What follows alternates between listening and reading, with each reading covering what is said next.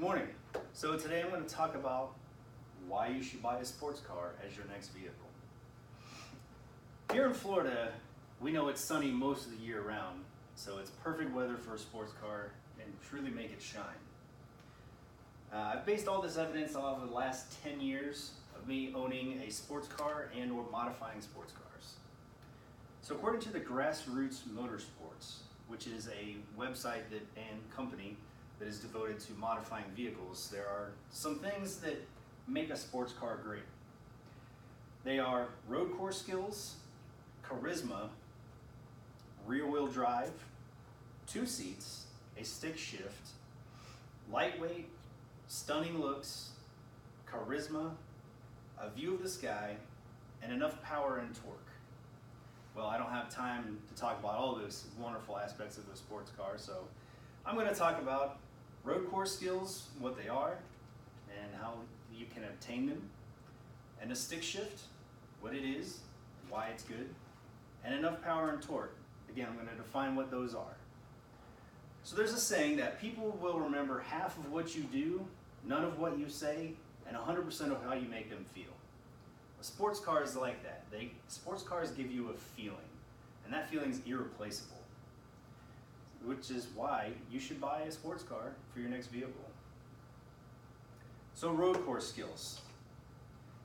A road course is a course that has both left and right hand turns, unlike NASCAR where you turn left the whole time. To have road course skills, you need to have superb handling.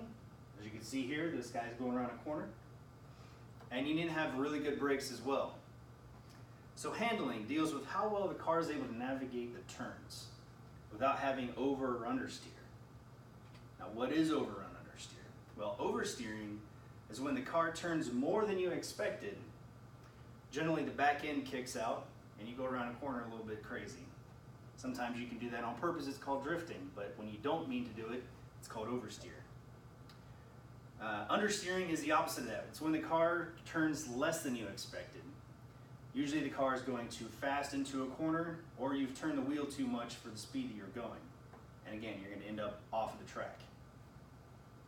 Next up again is brakes. Brakes are an important part of going fast, believe it or not, because the faster you go, the faster you need to stop. Now most vehicles today have disc brakes. That's what this is right here. This circular thing here is a disc brake. And sports cars are noted by their big calipers on the front and rear. The caliper is that red piece there. That is what grips the brake and allows the car to slow down. So next up is stick shift.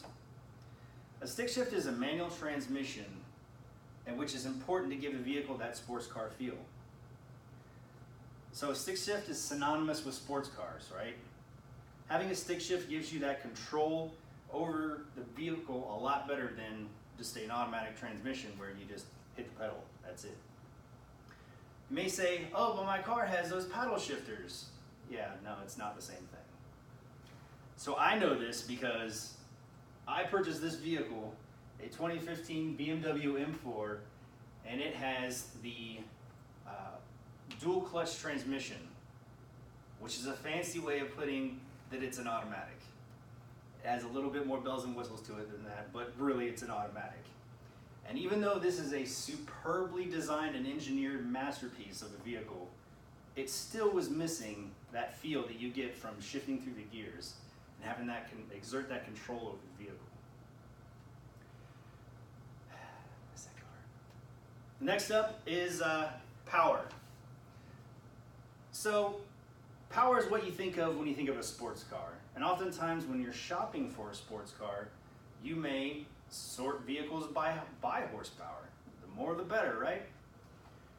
The old Mustang saying that there's no replacement for displacement, meaning that if I have 8 cylinders, I'm going to beat you.